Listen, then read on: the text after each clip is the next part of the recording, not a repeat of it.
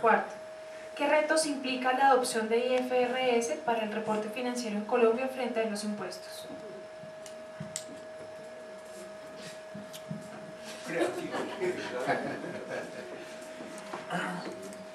Bueno, yo siempre he pensado que el tema de, y lo estaban mencionando anteriormente, yo tengo que separar, digamos, el uso de la información financiera, por un lado, y las necesidades de la información financiera. Yo creo que el tema impositivo es un tema que obedece a una necesidad particular de los gobiernos. Los gobiernos establecen las normas o reglas que deben ser seguidas para un objetivo que es tributar. Y a raíz de eso los gobiernos establecen también, dependiendo de los diferentes momentos y de los tiempos, gravámenes, incentivos, situaciones particulares. El gobierno nuestro no es la excepción, pero esto obedece a políticas macroeconómicas de gobierno. Y la información para esos propósitos pues debe ajustarse a esos requerimientos. Simplemente tomar los beneficios, grabar las operaciones con base en los criterios que ha establecido el gobierno. Esos son unos criterios. Los otros criterios son los de la información general. Están los criterios de nuestro actual, que son los del decreto 2649, o los de las IFRS o cualquier otra. Digamos, los objetivos son totalmente diferentes. Entonces, también el reto grande va a ser, y muchos de los que han analizado todas las implicaciones de IFRS es, bueno, son dos criterios, pero debe haber un común denominador. Las operaciones son una, los negocios son uno. Entonces, empezar uno a ver la información, y es lo que alguien cuestionaba y decía, bueno, pero cuando yo empiezo a ver en los resultados de IFRS, como mencionaba Hugo, que mi utilidad es menor, o los resultados son menores, y porque yo tengo que tributar sobre unos resultados mayores. Pues porque las reglas son unas para unos propósitos y las reglas son otras para otros propósitos. Y está el link, el enlace, que son los temas de los impuestos diferidos. Pues digamos, el gran reto va a ser que en la medida que las compañías empiecen a tener resultados que son diferentes para los propósitos de información general, pues seguramente va a haber reacción de las autoridades impositivas frente a cómo manejar esa situación, y segundo, de las compañías, para tratar de entender por qué yo debo estar tributando de una manera y estar reportando de otra.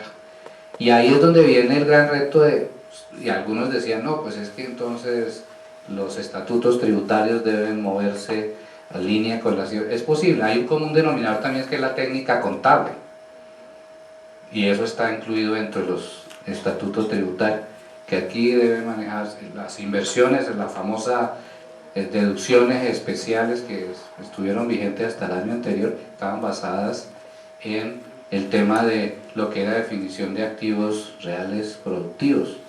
¿Y qué son activos reales productivos? Entonces, la técnica contable estaba basada en la interpretación de esto para poder tomar el beneficio tributario, y esto posiblemente no era lo más indicado o apropiado con base en la técnica de una IFRS. Entonces, digamos, ahí va a haber un gran reto también de poder asimilar que el cambio, pues, si se da, se tiene que dar independientemente de las consecuencias de esto.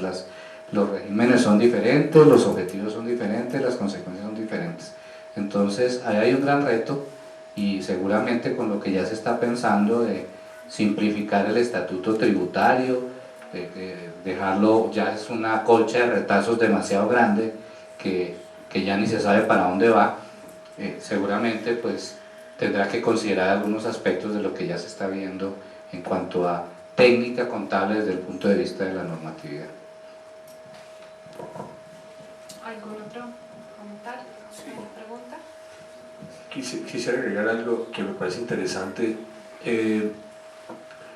Digamos, hay estudios internacionales que dicen que la adopción de estándares internacionales por sí misma no es nada. O sea, ustedes no se crean que es que porque se adoptó el estándar internacional entonces ya las empresas por definición empezaron a tener beneficios y ya el tema de la transparencia de la realidad económica se volvió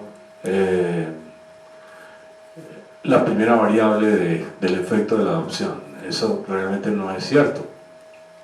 Y no es cierto porque los estudios básicamente dicen que depende de las estructuras, por ejemplo, depende el grado de profundidad de las empresas, de los mercados de valores, el grado de democratización accionaria, en fin, hay una cantidad de variables y algunas de esas variables se refieren a un concepto que se llama la regulación sistémica. Es, una empresa encuentra atractivo aplicar los estándares internacionales y someterse a la regulación de los impuestos porque la regulación de los impuestos privilegia la transparencia de la información.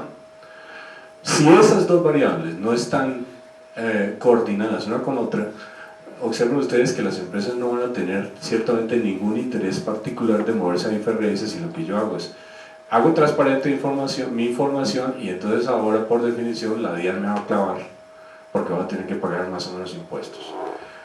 Las reflexiones a nivel internacional es que si bien las regulaciones fiscales son diferentes a esta, tienen que tener mecanismos estimulantes orientados a eso, permitir que las empresas grandes de los mercados de valores o empresas de interés público importantes encuentren un alto valor agregado de moverse a condiciones de transparencia, ¿sí?, expuestos, digamos, a una condición de regímenes fiscales, y no solamente fiscales en el caso de Colombia, sino todo el tema del Código de Comercio, que Código de Comercio, ¿qué fecha de su? Es no recuerdo la fecha, del 71.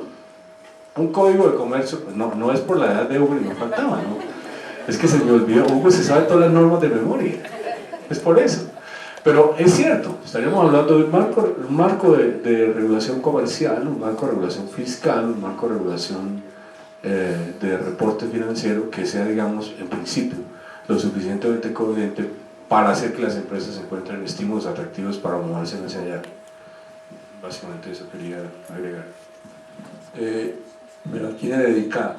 Solamente le voy a contar que toda la parte de revisoría fiscal que está en el Código de Comercio del año 71 es copiado del Código del año 36.